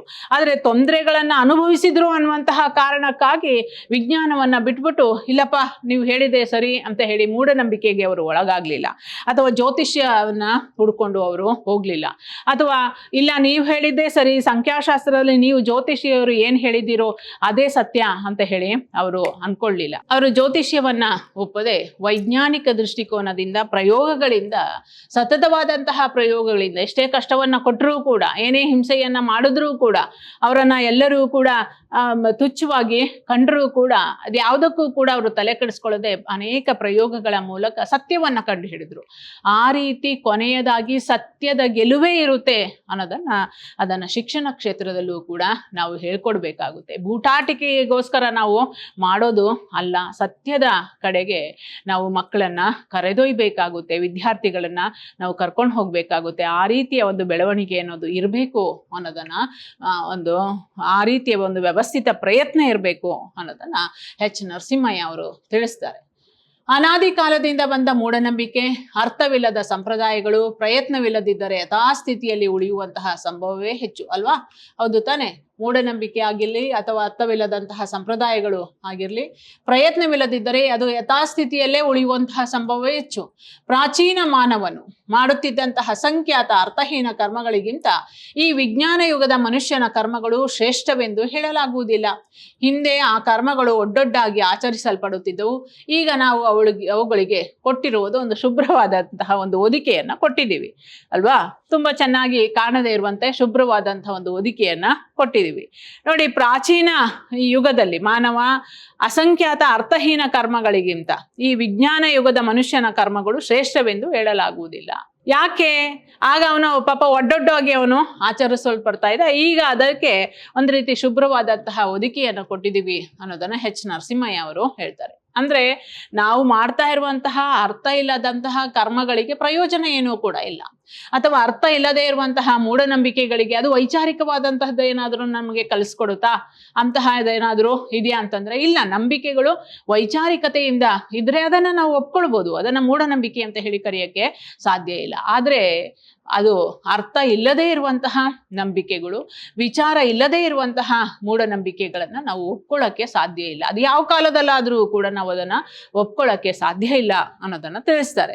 ವಿಜ್ಞಾನಿಯ ಸಾಧನೆ. ವಿಜ್ಞಾನ ಭೌತಿಕ ಪ್ರಪಂಚದಲ್ಲಿ ಔನ್ನತ್ಯದ ಸ್ಥಾನವನ್ನ ಪಡೆದಿದೆ. ವಿಜ್ಞಾನಿ ಪರಮಾಣುಗಳು, ಗ್ರಹ ಉಪಗ್ರಹಗಳ ಗುಣವನ್ನ ವಿಮರ್ಶಿಸಿದ್ದಾನೆ. ನಕ್ಷತ್ರಗಳ ಹುಟ್ಟು ಬೆಳವಣಿಗೆ ಸಾವುಗಳನ್ನ ತಕ್ಕ ಮಟ್ಟಿಗೆ ತಿಳಿದುಕೊಂಡಿದ್ದಾನೆ. ಚಂದ್ರನನ್ನ ತನ್ನ ಸ್ವಾಧೀನಕ್ಕೆ ತೆಗೆದುಕೊಂಡು ಉಳಿದ ಕೆಲವು ಗ್ರಹಗಳಿಗೂ ಭೇಟಿ ಕೊಡುವಂತಹ ಕೆಚ್ಚದೆಯ ಆಸೆಯನ್ನ ವ್ಯಕ್ತಪಡಿಸಿದ್ದಾನೆ ಅಲ್ವಾ. ವಿಜ್ಞಾನಿ ಅನೇಕ ವರ್ಷಗಳ ತನಕ ನಾವು ಎಲ್ಲರೂ ಕೂಡ ಚಂದ್ರನನ್ನ ಪೂಜೆ ಮಾಡ್ತೀವಿ, ಸೂರ್ಯನನ್ನ ಪೂಜೆ ಮಾಡ್ತೀವಿ. ಚಂದ್ರ ಒಂದು ಗ್ರಹ ಅಂತಲೂ ಕೂಡ ನಂಬಿಕೊಳ್ಳದೆ ಇದ್ದಂತಹದ್ದು ಕೂಡ ಇದೆ. ಆದರೆ ವಿಜ್ಞಾನಿ ಅನೇಕ ಭೌತಿಕ ಪ್ರಪಂಚದಲ್ಲಿ ಅಂದ್ರೆ ಬುದ್ಧಿವಂತಿಕೆಯ ಒಂದು ಪ್ರಪಂಚದಲ್ಲಿ ಒಂದು ಉನ್ನತ ಸ್ಥಾನವನ್ನ ಅವನು ಏರಿದ್ದಾನೆ. ಯಾಕೆ ಅಂತಂದ್ರೆ ಅನೇಕ ಪ್ರಯೋಗಗಳ ಮೂಲಕ ಅಂತ. ಯಾರೋ ಒಬ್ಬ ವಿಜ್ಞಾನಿ ಯಾವುದೋ ಒಂದನ್ನ ಕಂಡು ಹಿಡ್ದ ಅಂತಂದ್ರೆ ಅವನ ಜ್ಞಾನದ ಮಿತಿ ಅಷ್ಟೇ ಇತ್ತು. ಆ ಜ್ಞಾನದ ಮಿತಿಯ ಒಳಗಾಗಿ ಅವನು ಅಷ್ಟನ್ನ ಮಾತ್ರ ಅವನು ಕಂಡು ಹಿಡಿಯಕ್ಕೆ ಸಾಧ್ಯ ಆಗಿತ್ತು. ಆದ್ರೆ ಮತ್ತೊಬ್ಬ ವಿಜ್ಞಾನಿ ಆ ಜ್ಞಾನದ ಮಿತಿಯನ್ನ ಮೀರಿದಂತಹ ಒಬ್ಬ ವಿಜ್ಞಾನಿ, ಅದಕ್ಕಿಂತ ಹೆಚ್ಚಿನ ಜ್ಞಾನವನ್ನ ಪಡೆದಂತಹ ವಿಜ್ಞಾನಿ ಮತ್ತೊಂದು ಪ್ರಯೋಗದ ಮೂಲಕ ಹೊಸ ಸಾಧನೆಯನ್ನ ಅವನು ಮಾಡ್ತಾನೆ. ಇದನ್ನ ನಾವು ವಿಜ್ಞಾನದ ಅನೇಕ ವಿಷಯಗಳಲ್ಲಿ ನಾವು ಅದನ್ನ ನೋಡ್ಬೋದು. ವಿಜ್ಞಾನಿಯ ಸಾಧನೆ ಎಂಥದ್ದು ಅನ್ನೋದನ್ನ ನಾವು ಗಮನಿಸ್ಬೋದು. ಅದು ನಕ್ಷತ್ರಗಳ ಹುಟ್ಟು ಬೆಳವಣಿಗೆ ಆಗಿರ್ಬೋದು, ಅಥವಾ ಚಂದ್ರನ ಬಗ್ಗೆನೆ ಆಗಿರ್ಬೋದು, ಅಥವಾ ಸೂರ್ಯನ ಬಗ್ಗೆನೆ ಆಗಿರ್ಬೋದು, ಅಥವಾ ಯಾವುದಾದ್ರೂ ಒಂದು ಗ್ರಹಕ್ಕೆ, ಈಗ ಚಂದ್ರ ಗ್ರಹಕ್ಕೂ ಕೂಡ ಭೇಟಿ ಕೊಟ್ಟಿದ್ದಾರೆ, ಅಂತಹದ್ದೇ ಆಗಿರ್ಬೋದು. ಇದೆಲ್ಲವನ್ನು ಕೂಡ ಅವನು ಸತತವಾದಂತಹ ಪ್ರಯೋಗದ ಮೂಲಕ, ಪರಿಷ್ಕರಣೆಯ ಪ್ರಯೋಗಗಳ ಮೂಲಕ ಅದನ್ನ ಮತ್ತು ಸಾಧಿಸಿ ತೋರಿಸಿದ್ದಾನೆ. ಆತ್ಮದ ಆವಾಸ ಸ್ಥಾನವಾದ ಹೃದಯವನ್ನೇ ಯಶಸ್ವಿಯಾಗಿ ಅವನು ಬದಲಾಯಿಸಿದ್ದಾನೆ ಅಲ್ವಾ. ಎಷ್ಟೋ ಜನ ಹಾರ್ಟ್ ಅಟ್ಯಾಕ್ ಇಂದ ಎಷ್ಟೋ ಜನ ಸತ್ತೋಗ್ತಾ ಇದ್ರು. ಆದ್ರೆ ಆತನ ಇದರಿಂದ ಸಾಧನೆಯಿಂದ ಅವನು ಬದಲಾಯಿಸಿದ್ದಾನೆ ಅಲ್ವಾ. ಪೋಲಿಯೋ ಅಟ್ಯಾಕ್ ಆದ ಅಂತಹ ಒಂದು ಸಂದರ್ಭದಲ್ಲಿ ಯಾವ ರೀತಿ ಅಷ್ಟು kg ಭಾರವನ್ನ ಹೊತ್ಕೊಂಡು ಹೋಗ್ತಾ ಇರುವಂತಹ ಮಕ್ಕಳನ್ನ ನೋಡಿದಂತಹ ಅಬ್ದುಲ್ ಕಲಾಂ ಅವರಿಗೆ ಯಾವ ರೀತಿಯ ತುಂಬಾ ಲೈಟ್ ವೇಟ್ ಆಗಿರುವಂತಹ ಒಂದು ಸಾಧನವನ್ನ ನೀಡಿದ್ರು ಅನ್ನೋದನ್ನು ಕೂಡ ನಾವು ನೋಡ್ತೀವಿ. ಅದಾದ್ಮೇಲೆ ಅವರಿಗೆ ಎಷ್ಟು ಅವರು ಕ್ರಿಯಾಶೀಲರಾಗಿ ಇದ್ರು, ಚಿಂತನಾಶೀಲರಾಗಿ ಇದ್ರು ಅಂತಂದ್ರೆ, ಒಂದು ಆಸ್ಪತ್ರೆಗೆ ಅವ್ರು ಹೋದಂತಹ ಸಂದರ್ಭದಲ್ಲಿ, ಹೈದರಾಬಾದ್ನ ಒಂದು ಆಸ್ಪತ್ರೆಗೆ ಹೋದಂತಹ ಸಂದರ್ಭದಲ್ಲಿ ಬುದ್ಧಿಮಾಂದ್ಯ ಮಕ್ಕಳ ಮೆದುಳಿನಲ್ಲಿ ಏನಾದರೂ ಚಿಪ್ಪನ್ನ ಅಳವಡಿಸಿ ಅವರನ್ನು ಕೂಡ ಸಾಮಾನ್ಯ ಮಕ್ಕಳ ರೀತಿಯಲ್ಲಿ ಮಾಡ್ಲಿಕ್ಕೆ ಸಾಧ್ಯನಾ ಅಂತ ಹೇಳಿ ಆಲೋಚನೆಯನ್ನ ಮಾಡ್ತಾರೆ. ಈ ರೀತಿ ಅನೇಕ ಪ್ರಯೋಗಗಳನ್ನ ಮಾಡುವುದರ ಮೂಲಕ ಪರಿಷ್ಕರಣೆ ಪ್ರಯೋಗಗಳನ್ನ ಮಾಡೋದ್ರ ಮೂಲಕ ಏನಾದ್ರೂ ಹೊಸದಾದಂತಹ ಸಾಧನೆಯನ್ನ ಮನುಷ್ಯನಿಗೆ ಅನುಕೂಲವಾಗುವಂತಹ ರೀತಿಯಲ್ಲಿ ಅವರ ಆಲೋಚನೆಯನ್ನ ಮಾಡ್ತಾರೆ. ಹಾಗೆ ಮೂಲಾಣುವಾದಂತಹ ಜೀನನ್ನ ತಯಾರಿಸಿ ಇಕೋ ಪ್ರಯೋಗಶಾಲೆಯಲ್ಲಿ ಜೀವವನ್ನೇ ಸೃಷ್ಟಿಸುತ್ತೇನೆ ಅಂತ ಹೇಳಿ ಆತ್ಮವಿಶ್ವಾಸದ ಮುಗುಳ್ನಗೆಯನ್ನು ಕೂಡ ಅವನು ಬೀರುತ್ತಾನೆ. ಅಂದ್ರೆ ಯಾವ ರೀತಿ ಹೊಸದಾದಂತಹ ರೀತಿಯಲ್ಲಿ, ಯಾವುದು ಗಂಡು ಹೆಣ್ಣಿನ ಸಂಪರ್ಕ ಇಲ್ಲದೆ ಇರುವಂತಹ ರೀತಿಯಲ್ಲಿ ಯಾವ ರೀತಿ ಹೊಸದಾದಂತಹ ಒಂದು ಸೃಷ್ಟಿಯನ್ನ ಮಾಡಬಲ್ಲ ವಿಜ್ಞಾನಿ, ಅದನ್ನು ಕೂಡ ಕಂಡುಹಿಡಿತಾ ಇರೋದನ್ನು ಕೂಡ ನಾವು ಇತ್ತೀಚಿನ ಬೆಳವಣಿಗೆ ಅದು ಅನ್ನೋದನ್ನ ನೋಡ್ತೀವಿ. ಅದೆಲ್ಲವೂ ಕೂಡ ಇನ್ನೂ ಹೊಸದಾದಂತಹ ರೀತಿಯಲ್ಲಿ ಅದು ಬರ್ಬೋದೇನೋ ಅನ್ನೋದು ಕೂಡ ಗೊತ್ತಿಲ್ಲ. ಯಾಕೆಂತಂದ್ರೆ ವಿಜ್ಞಾನಿ ಅದನ್ನು ಕೂಡ ಕಂಡು ಹಿಡಿತಾ ಇದ್ದಾನೆ. ವಿಜ್ಞಾನಿ ಅದೆಲ್ಲವನ್ನೂ ಕೂಡ ಅಂತಹ ಸೃಷ್ಟಿವನ್ನ ಮಾಡ್ಬೋದೇನೋ ಅಂತ ಹೇಳಿ ಹೊಸದಾದಂತಹ ಪ್ರಯೋಗವನ್ನ ಕಂಡುಹಿಡಿದಿದ್ದಾನೆ. ಅದರಲ್ಲೂ ಕೂಡ ಯಶಸ್ವಿಯನ್ನ ಆತ ಮುಂದೊಂದು ದಿನ ಗಳಿಸ್ಬೋದೋ ಏನೋ. ಹಾಗಾದ್ರೆ ಪ್ರಯೋಗಗಳ ಮೂಲಕ ಆತ ಸಾಧನೆಯನ್ನ ಮಾಡ್ತಾ ಇದ್ದಾನೆ. ವಿಜ್ಞಾನಿ ಆದವನು ಸತತವಾದಂತಹ ಒಂದು ಪ್ರಯೋಗಗಳ ಮೂಲಕ ಸಾಧನೆಯನ್ನ ಮಾಡ್ತಾ ಇದ್ದಾನೆ. ಹೊಸದಾದಂತಹ ಚಿಂತನೆಯನ್ನ, ಹೊಸದಾದಂತಹ ಒಂದು ಆಲೋಚನೆಯನ್ನ, ಹೊಸದಾದಂತಹ ಒಂದು ಪ್ರಯೋಗವನ್ನ ಅವನು ನೀಡ್ತಾನೆ ಇದ್ದಾನೆ. ಅದರಿಂದ ಅದು ಸಕ್ಸಸ್ ಆಗ್ತಾ ಇದೆ, ಯಶಸ್ಸು ಅನ್ನೋದು ಆಗ್ತಾ ಇದೆ. ಹಾಗಾದ್ರೆ ನಾವು ಅಂತಹದ್ರ ಮೂಲಕ ಅಂತಹ ನಿಟ್ಟಿನಲ್ಲೇ ನಾವು ಸಾಗಬೇಕೇ ಹೊರತು ನಮ್ಮ ಆತ್ಮವಿಶ್ವಾಸವನ್ನ ಕುಂದಿಸುವಂತಹ ಅಥವಾ ನಮ್ಮನ್ನ ಭಯದ ವಾತಾವರಣದಲ್ಲಿ ಇರಿಸುವಂತಹ ಅಥವಾ ನಮ್ಮ ಬುದ್ಧಿಯನ್ನ ಮೊಟಕುಗೊಳಿಸುವಂತಹ ವಾತಾವರಣದಲ್ಲಿ ನಾವು ಇರಬಾರ್ದು ಅನ್ನುವಂತಹ ಸತ್ಯವನ್ನ ನಮಗೆ ನೀಡ್ತಾ ಇದ್ದಾರೆ. ಮೂಲ ಪ್ರಶ್ನೆ, ಆ ರೀತಿಯೆಲ್ಲ ಸಾಧನೆಯನ್ನ ಮಾಡಿದಂತಹ ವಿಜ್ಞಾನಿ, ಇಂತಹ ಸಾಧನೆಯನ್ನ ಮಾಡಿದಂತಹ ವಿಜ್ಞಾನಿ, ಇನ್ನೂ ಕೂಡ ಸಾಧನೆಯಂತಹ ಹೊಸ ಸೃಷ್ಟಿಯನ್ನ ಮಾಡುವಂತಹ ಒಬ್ಬ ವಿಜ್ಞಾನಿ ಯಶಸ್ಸನ್ನ ಸಾಧಿಸಿದಾಗ್ಯೂ ಅವನನ್ನ ಕೆಲವು ಗಾಢವಾದಂತಹ ಸಮಸ್ಯೆಗಳು ಕಾಡ್ತಾ ಇದೆ. ಅಣುವಿನ ಗುಣಗಳನ್ನ ಪಟ್ಟಿ ಮಾಡಿದ್ಯಾಗೂ ಅಣು ಹೇಗೆ ಬಂದಿತ್ತೆಂಬ ಮೂಲ ಪ್ರಶ್ನೆಗೆ ವಿಜ್ಞಾನಿಯಿಂದ ಉತ್ತರ ಇಲ್ಲ. ಅಣುಗಳನ್ನ ಅವನು ಪಟ್ಟಿ ಮಾಡಿದಂತಹ ವಿಜ್ಞಾನಿ ಅಣು ಹೇಗ್ ಬಂತು ಅನ್ನೋದು ಇದರ ಪ್ರಶ್ನೆಗೆ ಉತ್ತರ ಇಲ್ಲ. ಉಳಿದ ಯಾರಿಂದಲೂ ಕೂಡ ಸಮಂಜಸವಾದಂತಹ ಉತ್ತರ ಸಿಕ್ಕಿಲ್ಲ. ಇದಕ್ಕೋಸ್ಕರನೇ ಇದು ಬಂತು ಅಂತ ಹೇಳಿ ಸಮಂಜಸವಾದಂತಹ ಉತ್ತರ ಸಿಕ್ಕಿಲ್ಲ. ಪ್ರಕೃತಿಯ ಹಲವು ಕ್ರಿಯೆಗಳು ವಿಜ್ಞಾನಿಯನ್ನ ದಂಗುಬಡಿಸಿವೆ. ಬಿಯಾಂಡ್ ಸೈನ್ಸ್ ಅಂತ ಹೇಳ್ತೀವಲ್ಲ, ಈ ಪ್ರಕೃತಿಯ ಅನೇಕ ವಿಚಾರಗಳು ಕೂಡ ಅಥವಾ ಹಲವು ಕ್ರಿಯೆಗಳು ಕೂಡ ಅವನನ್ನ ದಂಗುಬಡಿಸಿದೆ. ಹೇಗ್ ಸಾಧ್ಯ ಇದು ಅಂತ ಹೇಳಿ ಅನ್ಸಿದೆ. ಹೀಗೆ ಅಣುವಿನಲ್ಲಿ ಆಗುತ್ತಿರುವ ಲೀಲೆಯೇ ಸಾಕು ಮೂಲ ಕಣಗಳ ಅಂದ್ರೆ ಫಂಡಮೆಂಟಲ್ ಪಾರ್ಟಿಕಲ್ ಇದಲ್ರಿ ಸಂಖ್ಯೆ ದಿನೇ ದಿನೇ ಹೆಚ್ಚಾಗಿ ವಿಜ್ಞಾನಿಯು ಹತಾಶನಾಗಿದ್ದಾನೆ. ಅದರ ಪ್ರಶ್ನೆಗೆ ಅವನಿಗೆ ಸರಿಯಾದಂತಹ ಉತ್ತರಗಳು ಸಿಕ್ಕಿಲ್ಲ. ಕಂಡುಹಿಡಿತಾನೇ ಇದ್ದಾನೆ, ಸತತವಾದಂತಹ ರೀತಿಯಲ್ಲಿ ಕಂಡುಹಿಡಿತಾ ಇದ್ದಾನೆ. ಆದರೆ ಕೆಲವೊಂದು ವಿಚಾರಗಳನ್ನ ಅವನಿಗೂ ಕೂಡ ಹತಾಶಗೊಳಿಸಿದೆ ಅದು ಅಂತ ಹೇಳ್ತಾರೆ. ಯಾವುದು ವಸ್ತುವೋ, ಯಾವುದು ಶಕ್ತಿಯೋ, ಯಾವುದು ಸ್ಥಿರವೋ, ಯಾವುದು ಗೋಚರವೋ ಅಥವಾ ಯಾವುದು ನಿಜವೋ, ಯಾವುದು ಅಗೋಚರವೋ, ಯಾವುದು ಭ್ರಾಂತಿಯೋ ಅಥವಾ ಯಾವುದು ಅಗೋಚರವೋ, ಈ ಸಮಸ್ಯೆಗಳು ವಿಜ್ಞಾನಿಯನ್ನ ದಿಗ್ಭ್ರಾಂತನನ್ನಾಗಿ ಮಾಡಿದೆ. ಈ ನಾನು ಯಾರು ಅನ್ನುವಂತಹ ಪ್ರಶ್ನೆ ಇದೆಯಲ್ಲ, ಅದು ಎಲ್ಲಾ ಜೀವಿಗಳನ್ನು ಕೂಡ, ಎಲ್ಲಾ ಬುದ್ಧಿಜೀವಿಗಳನ್ನು ಕೂಡ ಸತತವಾಗಿ ಪೀಡಿಸುತ್ತಿದೆ. ನಾನು ಯಾರು ಅನ್ನುವಂಥದ್ದು ಸತತವಾಗಿ ಎಲ್ಲಾ ಬುದ್ಧಿಜೀವಿಗಳನ್ನು ಕೂಡ ಪೀಡಿಸಿದೆ. ಅಂತಂದ್ರೆ ಬಿಯಾಂಡ್ ಸೈನ್ಸ್ ಅನ್ನು ಕೂಡ ಒಬ್ಬ ವಿಜ್ಞಾನಿ ಒಪ್ಕೊಳ್ಬೇಕಾಗುತ್ತೆ. ಎಷ್ಟೇ ಅಣುವಿನ ಜೊತೆಯಲ್ಲಿ ಅಂದ್ರೆ ಎಷ್ಟೇ ಇದ್ರೂ ಕೂಡ ಪ್ರಕೃತ್ಯಾತೀತವಾದಂತಹ ಕೆಲವು ಅಂಶಗಳನ್ನ ಆತ ಒಪ್ಕೊಂಡಿದ್ದಾನೆ ಕೂಡ. ಅದರ ಪ್ರಶ್ನೆಗೆ ಅವನು ಉತ್ತರವನ್ನ ಕಂಡುಹಿಡಿಯಕ್ಕೆ ಸಾಧ್ಯ ಆಗ್ತಾ ಇಲ್ಲ. ಆದ್ರೂ ಕೂಡ ಅವನು ಸತತವಾದಂತಹ ಪ್ರಯತ್ನದಲ್ಲಿ ಇದ್ದಾನೆ. ಇದನ್ನು ನೀವು ಒಪ್ಕೊಳ್ಳೇಬೇಕಾಗುತ್ತೆ. ನಾವು ಏನೇ ಹೇಳಿದ್ರೂ ಕೂಡ ಆತ ಸತತವಾದಂತಹ ಒಂದು ಪ್ರಯೋಗದಲ್ಲೇ ಅವನು ಇದ್ದಾನೆ. ಸುಮ್ಮನೆ ಕೂತಿಲ್ಲ ಅವನು.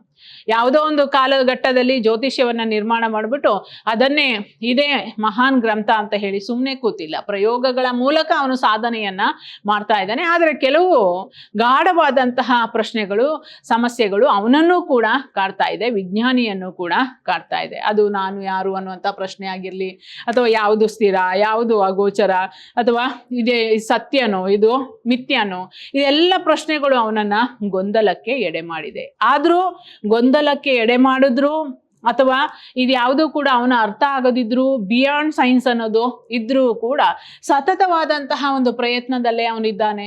ಸಾಧನೆಯ ಪಥದಲ್ಲಿ ಅವನು ಇದ್ದಾನೆ. ಯಶಸ್ಸನ್ನ ಅವನು ಗಳಿಸ್ತಾನೆ ಇದ್ದಾನೆ.